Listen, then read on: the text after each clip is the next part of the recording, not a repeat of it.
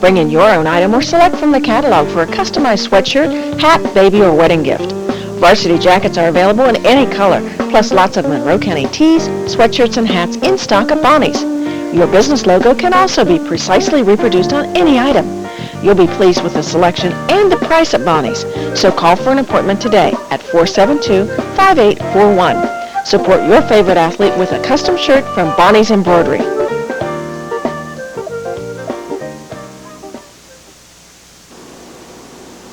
Good evening and welcome to Coach's Corner. I'm your host, Lance LaFollette. Joining Coach this evening, we're going to take a look back at last week's 52-7 win over the Frontier Cougars and look ahead to this week's season finale, the Bellsville Blue Devils. First off, Coach, it just looked like back to early season form. Seminoles come out, got the running game going offensively, opened up the pass a little bit. Also, another key had to have been the pass rush. We got it going again. So two things that you said we had to do last week during the show, and we were able to get it done. Well, first time in several weeks, Lance, we did get some offensive weapons or firepower going and put some points on the board. It had been kind of hard to come by the last few weeks, and it was good to see the offense get rolling again. And last week, we had a couple real good practices, and our kids worked real hard, and we looked real good offensively in practice. So I guess the old saying, you play like you practice, maybe had some meaning behind it this past week, because we did get something out of our practices, and it did show in results on Friday night. But we needed to get the offense going, and as you mentioned, we did get the running game going, and that doesn't mean that we can't improve on the running game, but we did move the ball like we wanted to on the running game, and we didn't throw the ball that much, but we did throw the ball. We were successful and at the right time. So again, that little mix of run and pass keeps the defense off balance. Well, the pregame, my color commentator on the show, I was able to do the game this week, Andy Shoemaker, and he made the comment as soon as the guys come out of the tunnel. He said it's a different ball team coming out tonight. They were fired up, and that goes to show you what that can do as well. Well, sometimes as a coach, or you can be fooled, Lance. You think maybe the players are ready, and maybe they're not. Sometimes you don't think they're ready, maybe they are. I could kind of get that feeling or sense that they were ready when I walked in the locker room after we came off the field in our warm-up, because they seemed to be intense, they seemed to be focused, and they seemed to be ready to play, and they were. They went out and they did an excellent job defensively. The one score that Frontier got was kind of a fluke score on a tip ball. Other than that, they really didn't threaten. Our defense swarmed all over them. We had a lot of people around their quarterback when he tried to throw. We had several sacks. We had several CBLs. We had great penetration at the line of scrimmage by our defensive linemen, and we really didn't give them a chance to do much. We stopped their run game. We stopped their pass game. In fact, take away the one big fluke pass, and that was the majority of their offense. So the defense did another outstanding job, and almost can consider that as a shutout, even though they did get one touchdown on the board. And then, as I said, our offensive linemen did a nice job. Anytime you have running backs run for a number of yards and touchdowns, you know that the people up front have to be doing the job. And those guys did an excellent job. We talked all week about the importance of getting the job done at the line of scrimmage. And you win or lose ball games at the line of scrimmage. We know we've got excellent backs that can run the football. If we get the job done up front and control the line of scrimmage, then we're going to be in good shape. That's it, 8 rushing touchdowns, all of them within about 10 yards or less, which just goes to show a nice job by that offensive front. 6 touchdowns for Chris Wilson. That's going to be close to a record, isn't it, for us? Well, I can't ever remember anybody scoring 6. I know 4 and 5, but 6, I haven't had a chance really to go back and look in the record books, but that could be a single game record, what Chris accomplished the other night. And again, without the offensive line, I know he knows that he couldn't accomplish that. I think we talked offensively at halftime. He came in, I think, 5 out of the first 6 possessions we had, we scored. We came up with points. So not only did we move the ball, but most importantly, we got the ball in the end zone. And I think our defense, we talked about a swarming defense, our defense had like 7 or 8 3-and-outs. And when you start doing that defensively and move the ball offensively, it's going to give you some pretty good numbers. Well, we're going to change the order of things tonight. We're going to take our first break and come back and look at highlights, close out on the Frontier game. So after a quick break, we'll be right back. Woodsfield Marathon sells pure gasoline, diesel fuel, kerosene, and now you can get your hunting license there too. Of course, they're pure Seminole fans. Join these Woodsfield Marathon fans in their dining room for a fabulous lunch, supper, or snack. Try hot pizza, delicious Caesar sandwiches, salads, and more. Then top it all off with Kirk's homemade ice cream. The Hops invite you to follow the Seminoles throughout the football season and follow the Noles to the marathon because they know Marathon has the best pizza and ice cream money can buy. From a deck to a complete house, Woodsfield True Value has the lumber and building materials for contractors or do-it-yourselfers. Before you go out of town, bring your plans into Troy and Mike for a free estimate. We think you'll be pleasantly surprised. Delivery is available for your project materials too. From lumber and siding to shingles, windows, insulation, and cabinets, Woodsfield True Value is your source for building materials and building packages. So give Troy or Mike a call today at Woodsfield True Value.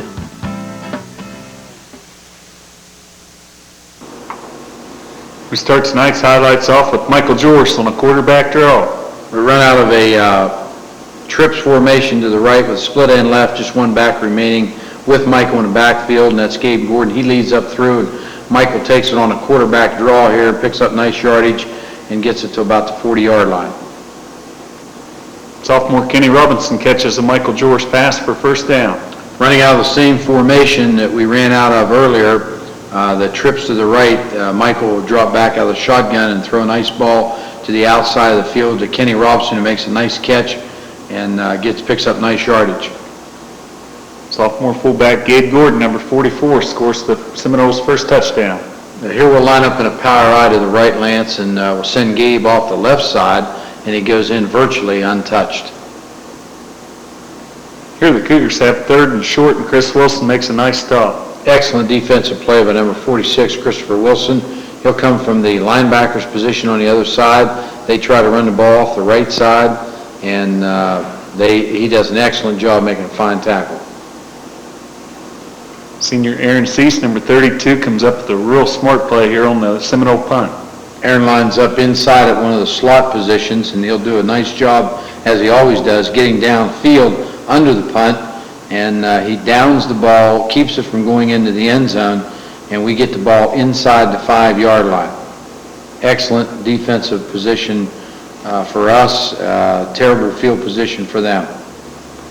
Seminoles put 26 points on the board in the second quarter alone. Chris Wilson, first of 4 touchdowns. Here we run the belly series, the outside belly, fake inside to Gabe. Michael gives to Christopher Wilson, and he takes it in without anybody laying a hand on him for a touchdown. Number 55, Nate Schauber with the quarterback sack. Here, number 32, Aaron Cease gets caught down inside, but number 55, Nate Schauber does an excellent job from his defensive tackle position, getting ready, shedding the blocker and getting outside, showing quickness and tripping him up for a minus yardage. Not sure if this will be the play of the week, but it could well be the hit of the week. Number 70, Randall Seifert. Excellent hit right here. You see Randall peel back.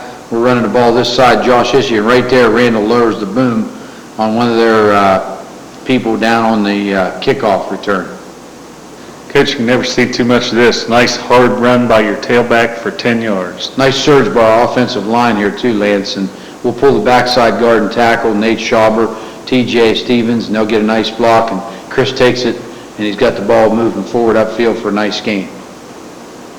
Here's Chris Wilson on the receiving end of a pass from Michael Jorse. This is a tremendous catch here on a play-action pass, something we haven't done a lot of this year, and here you'll see it from the wing position. Christopher Wilson will run the flag route, and Michael leads him, and he does an excellent job diving and catching the football to set up our next touchdown. Chris Wilson takes the ball off the left side for his second touchdown of the evening. And here we get the action going to the right side and hand the ball back to Chris on the left side.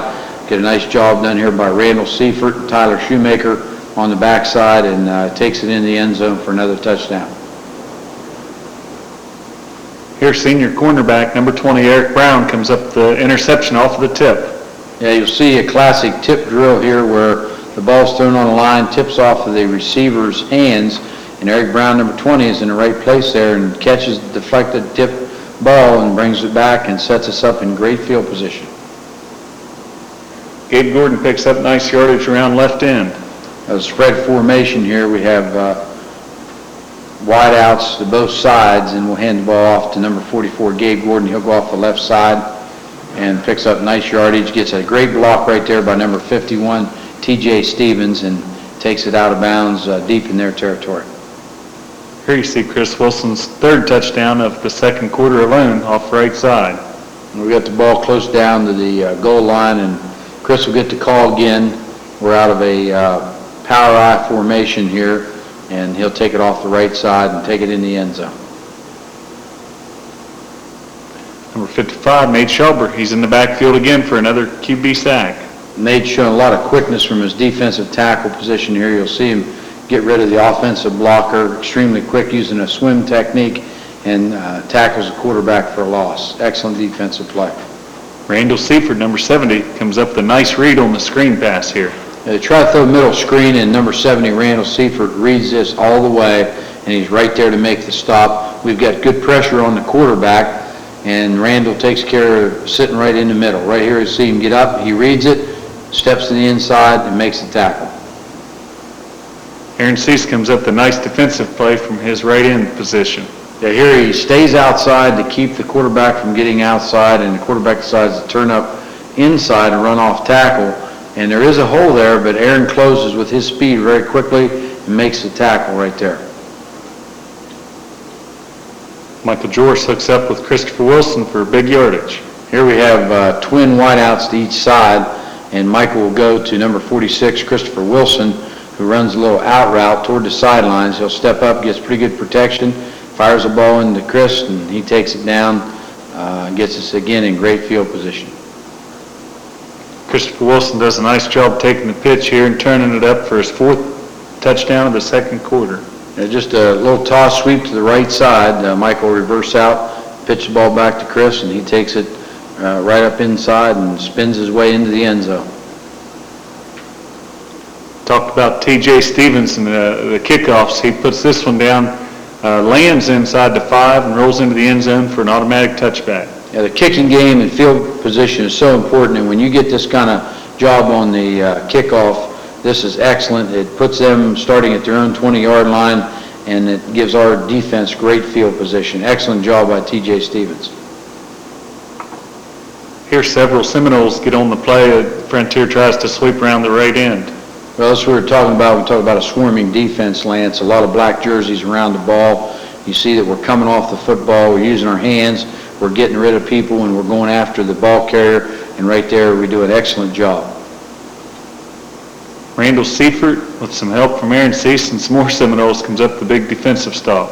Again, excellent defense here. Randall gets rid of his blocker real quick, and he puts the rush along with a lot of other guys on that defense. And we got a lot of people around the ball.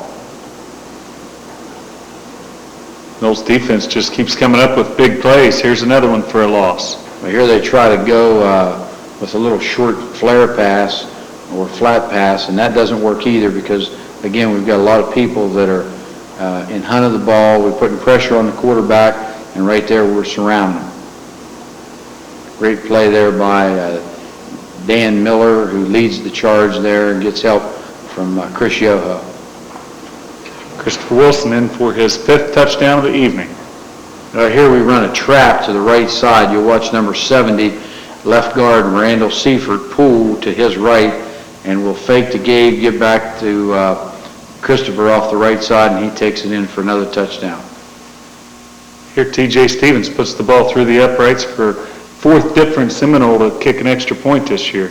Well, this is an excellent job here by T.J. He's got nice follow through. He approaches the ball properly and gets it through. Excellent job. It's something we, as I mentioned, have to do a lot better job of. Again, the Seminole defense sends several guys straight up the middle for another sack. Pressure the whole night long, especially in the second half. They've got some wide outs, but we don't give them time to really do anything as we got people coming right after them here, and their quarterback goes down. Tyler Shoemaker, Randall Seifert, T.J. Stevens are all around the ball carrier. Here the Cougars with the ball at their own 29 go for it on 4th down. Randall Seifert makes a nice stop. Surprising that they would go for it in this part of the field, and Randall Seifert, number 7, does a nice job coming in almost untouched and sacks their quarterback and gives us the ball back. Michael George hooks up with Josh Hishy for a pickup inside the 10. Just a little out route here. Josh is split out to the right, run out of the shotgun formation, and Michael throw the ball out to him on a line. Josh makes a nice catch and nice move right here, a couple nice moves after catching the ball. Chris Wilson scores his 6th touchdown of the evening on a toss to the left. Again, as we did earlier in the game, just a little toss sweep out of the I formation to the left side. And we've got motion here. Aaron Cease does a nice job kicking out the end, and Chris cuts right behind him. And also a block there up front, I believe by Tyler Shoemaker, and he takes it in for the score. Number 64, Tyler Shoemaker, comes up the fumble recovery for the Seminole D.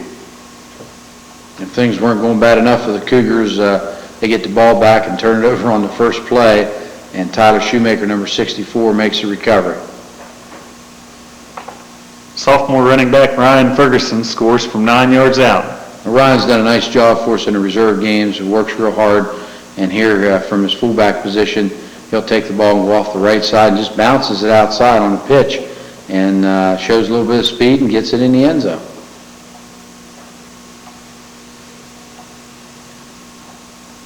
Sean George, freshman quarterback, hooks up with Kenny Robinson for a 22-yard pickup. Here Sean does a nice job getting back and getting rid of the ball. Kenny makes a nice catch, and after he catches the ball, he turns it up the sidelines, makes a nice run.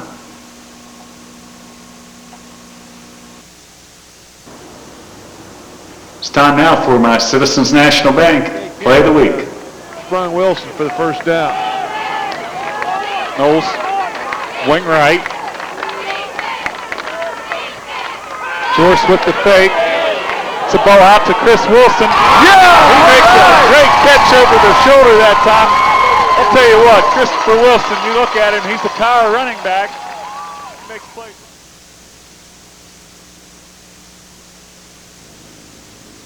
The Citizens National Bank of Woodsfield, home-owned and independently operated since 1933. Your community bank. Our officers, directors, and staff are dedicated to customer and community service. We reinvest your deposit dollars locally. So remember, banking with us is not only good for you, but it's good for your community. Citizens National Bank of Woodsfield, member FDIC, equal housing lender.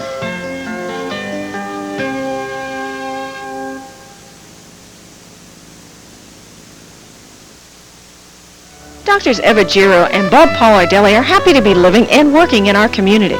Specializing in primary care as well as internal medicine, both doctors are accepting new patients.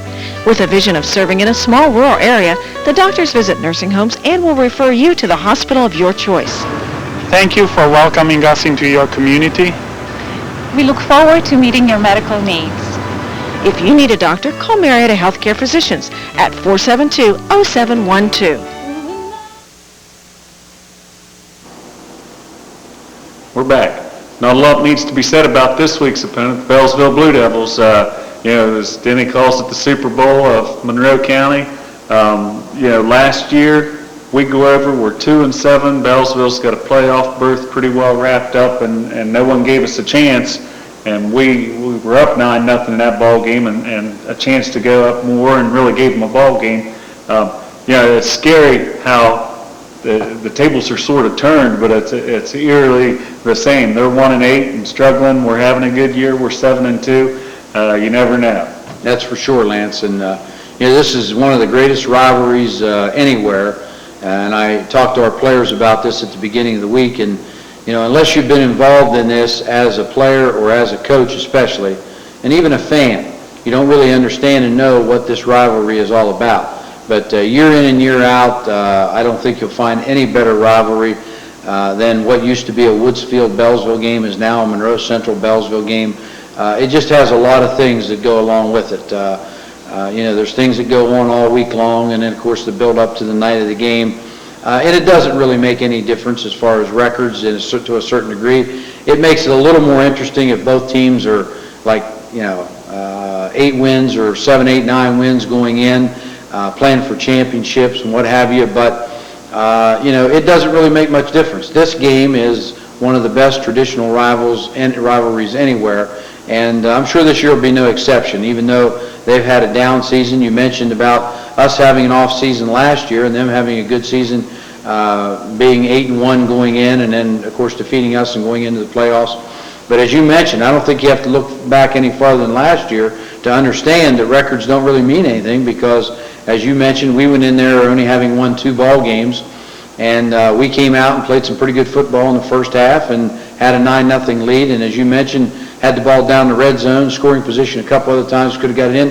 Could have very easily been 20-0 there right off the get-go. So our kids were ready to play. I don't know whether their kids weren't exactly ready to play, but then they came on and ended up winning the ball game and going on to the playoffs. But that's what makes this game so unique and so colorful, and the fact that you never know what's going to happen, and every team, usually each team each year plays to their max and plays the hardest. And I'm sure, even though Bellersville's had some tough times throughout the course of the year, they're going to play their best football game against us tomorrow night.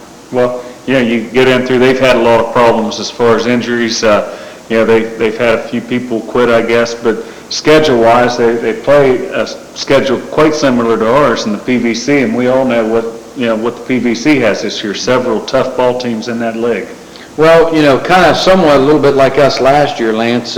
When you look down through the schedule, there were a lot of games that they could have very easily have won this year, some close ball games that went the opposite way. In fact, when you look at their schedule, they started out the season, lost to a strong New Cumberstown team, 43-22. Scoring 22 points against a very good New Cumberstown football team speaks highly of their offense right off the bat.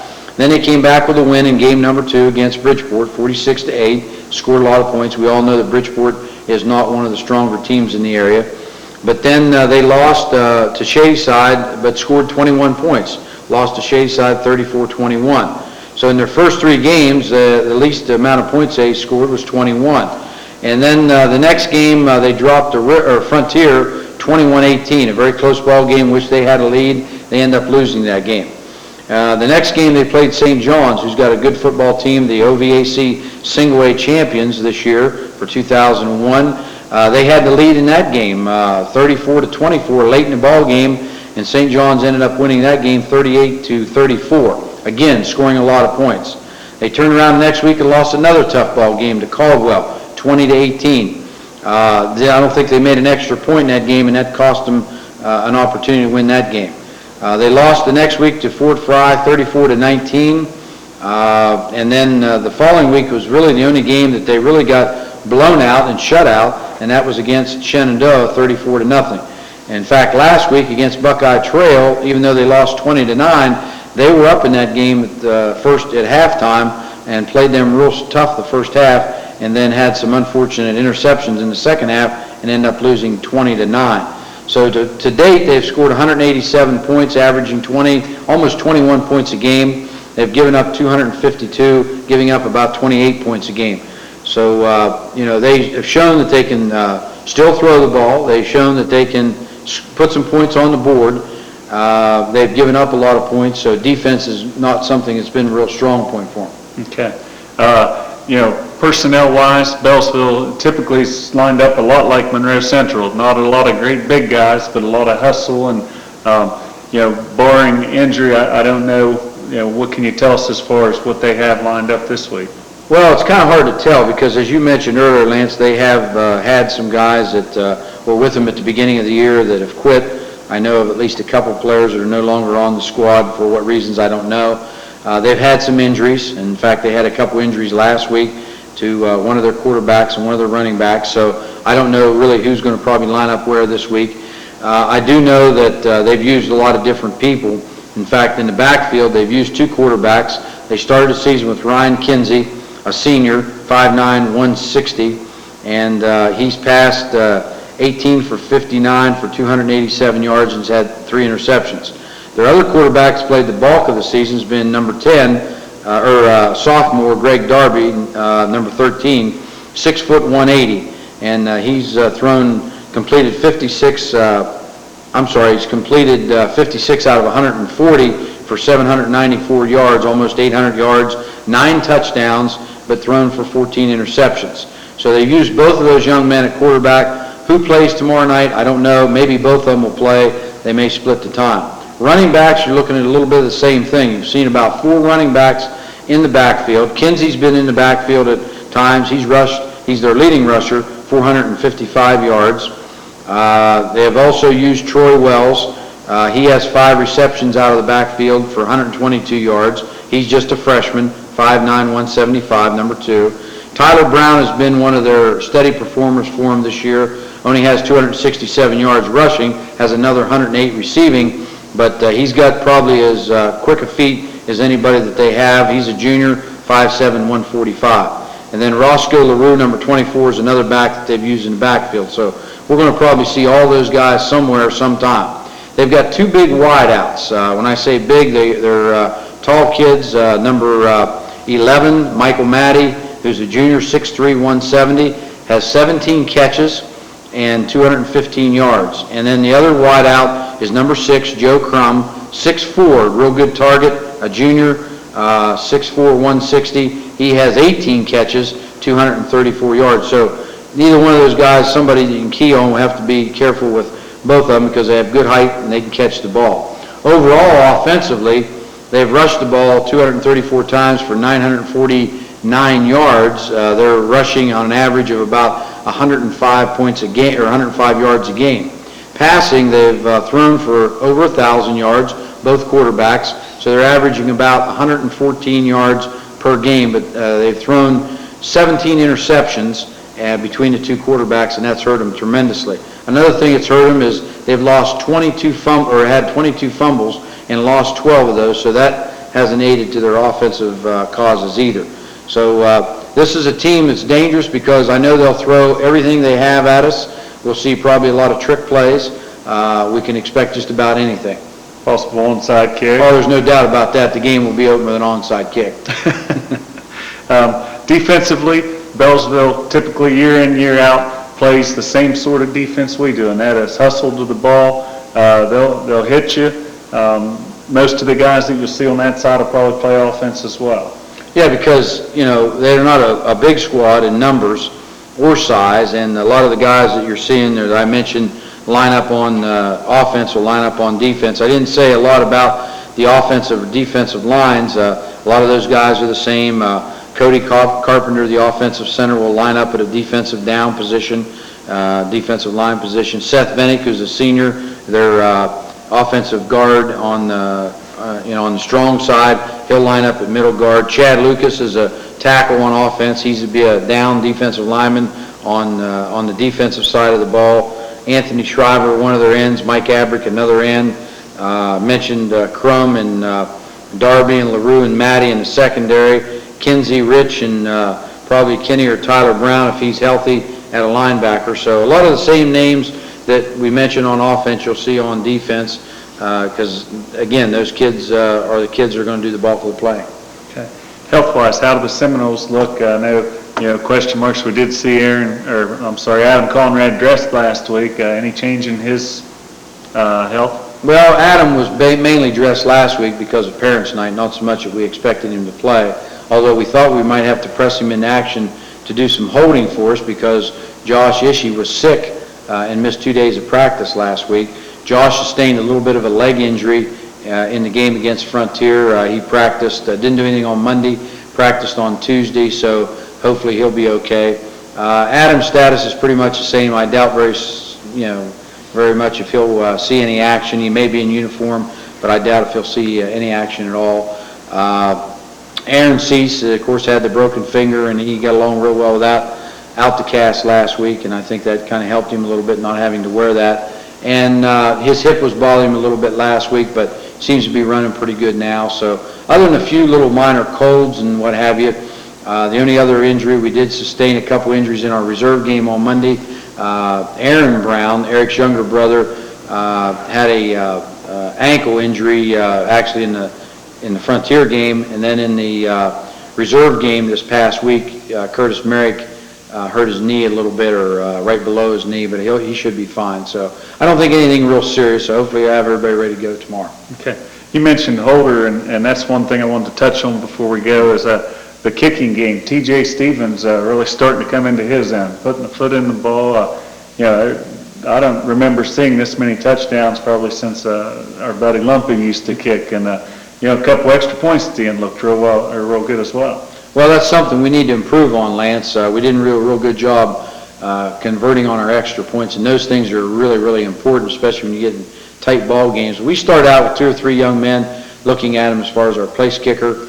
We struggled at the beginning of the year, and then Michael George stepped up and started booting a few through, and we got a little more consistent on the extra points. And then TJ's come along in the past few weeks and has looked pretty good in practice, and probably has kind of won that job over, at least right now. He's doing an excellent job kicking off. He kicked the ball. We had 3 balls kicked in the end zone, and anytime you can start him from the 20, that's a real plus for your defense. So he's done a good job kicking off, and he's kicking the ball pretty well on extra points, but we need to get better in kicking those extra points too, because each one of those points is extremely important. And I also wanted to mention too, Lance, as far as our young players are concerned, I'm real pleased with them. They concluded their reserve season this past Monday night against Frontier with a 24-0 victory, and give a lot of credit to Coach Shoemaker and Coach Singleton, Coach Matt Singleton. They've taken care of the reserve team throughout the course of the year, and they ended up with a 5-2 record, I believe, and did an excellent job. Got a lot of valuable experience for those young men, and so hopefully those guys will be able to take that experience and put it to good use in the future. Okay. Well, let's take a quick break here, come back, and we're going to talk to the 2001 edition of your Monroe Central Seminoles, the senior class. We'll be right back.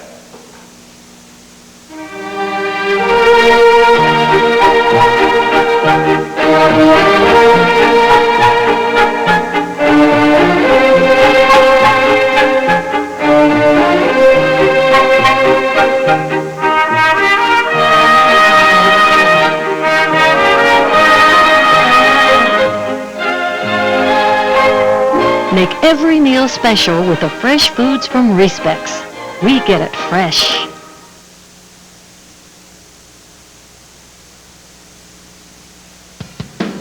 A good football team works together, helping each other to do their best. A good insurance company works together too, showing you the best coverage for you and your family. A winning football team shares the glory. The running back needs those blockers to make that long run to the end zone.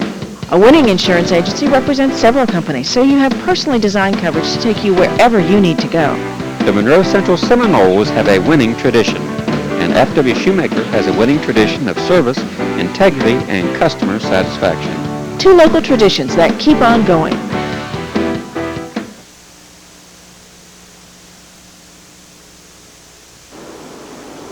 Welcome back. I'm joined now by the senior class of the Seminoles for 2001. Not a real big class. We've had times where I had to sit over on the side here and pass a microphone around, but 3 quality individuals this year. Number 70, Randall Seifert. Number 20, Eric Brown. Number 32, Aaron Cease.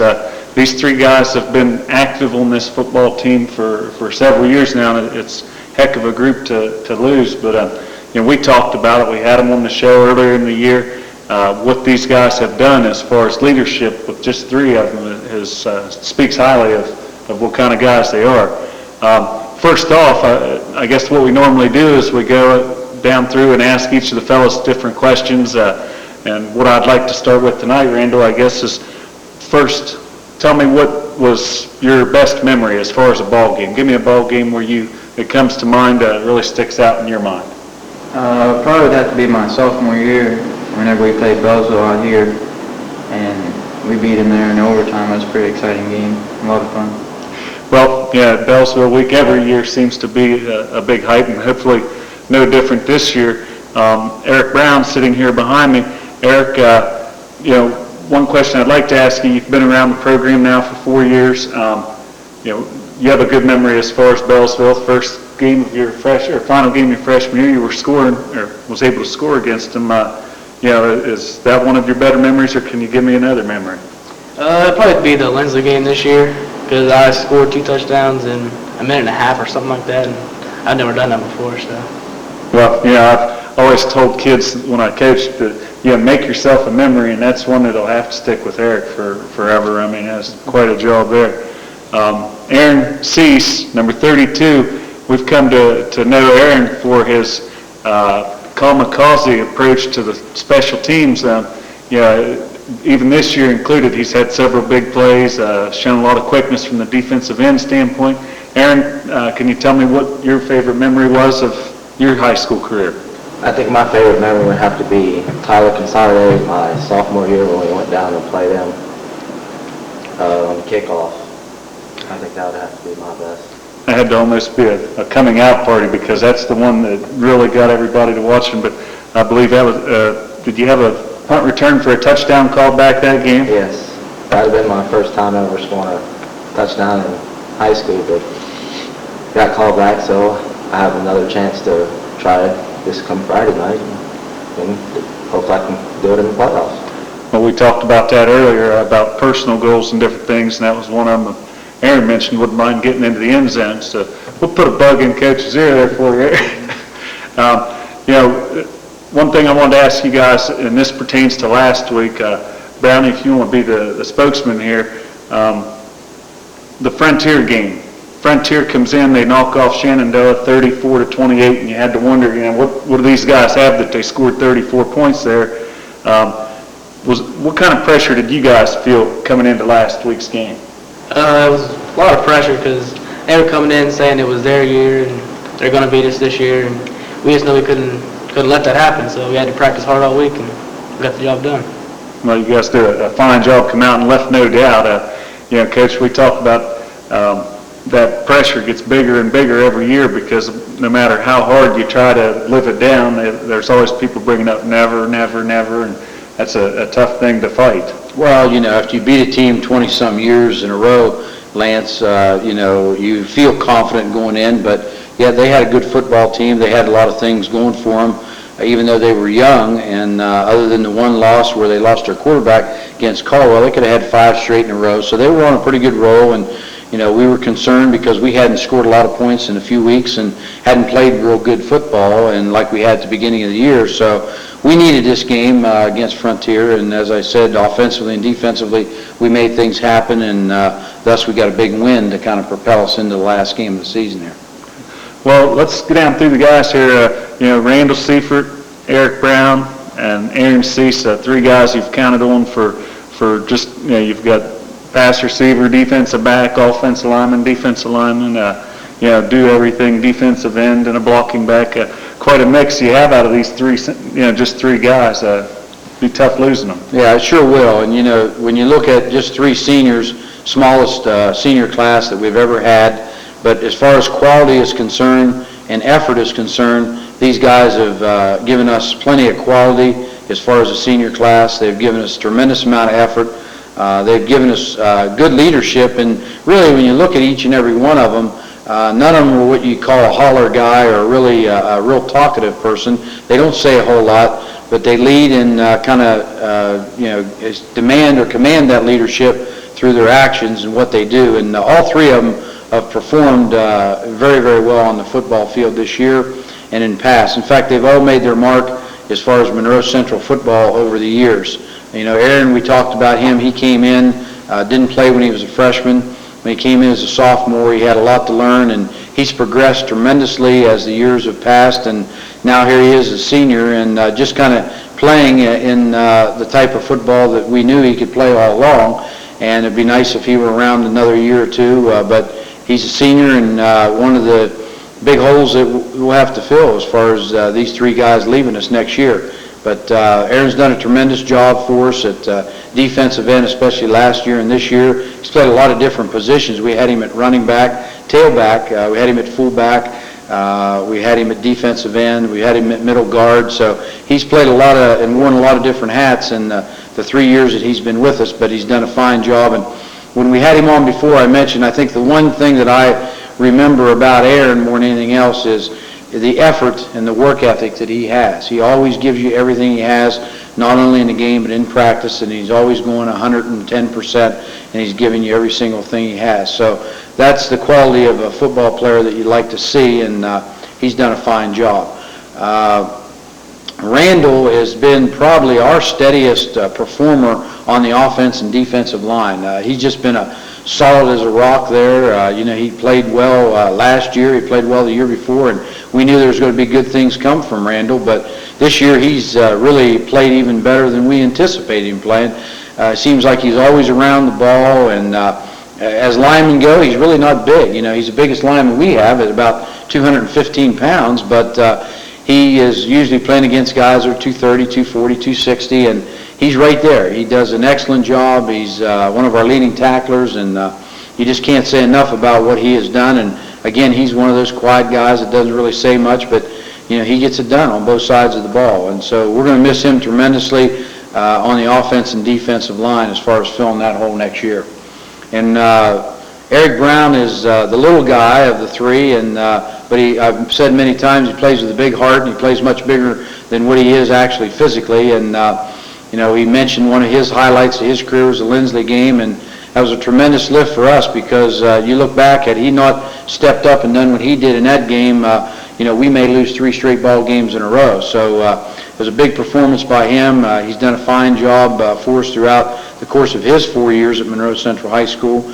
And he's played real big on offense and defense in the defensive secondary. Offensively, I mentioned when he was on the show earlier that he, because of some of the other people we've had there in the backfield, that he hasn't had an opportunity to maybe run the ball as much I knew as he'd want to run it. But when we call on him, he does the job. And the thing about all three of these guys is you never hear anything from them. I mean, they just do what you ask them to do, and they're very coachable, and that's something that a coach really appreciates. And I just want to wish all three of these guys the best, not only in the upcoming game this week against Bellsville in the playoffs, but we're going to miss them when they graduate. And even though there's just 3 of them, there's 3 big holes that are going to have to be filled in those positions that we talked about. So just want to wish these guys the very best and thank them for all their hard effort and work that they've put into the football program to make it what it is in the past years that they've been involved. Okay. Well, guys, thanks for being on. A lot of times we have the seniors on, and one more week and the season's over. Not this year. You guys have really went above and beyond, got us in the playoffs, been a big part of that. So good luck this week, and keep things rolling. Good luck next week. Thanks, man. Okay, we're going to take a quick break and come back and wrap things up. We'll be right back.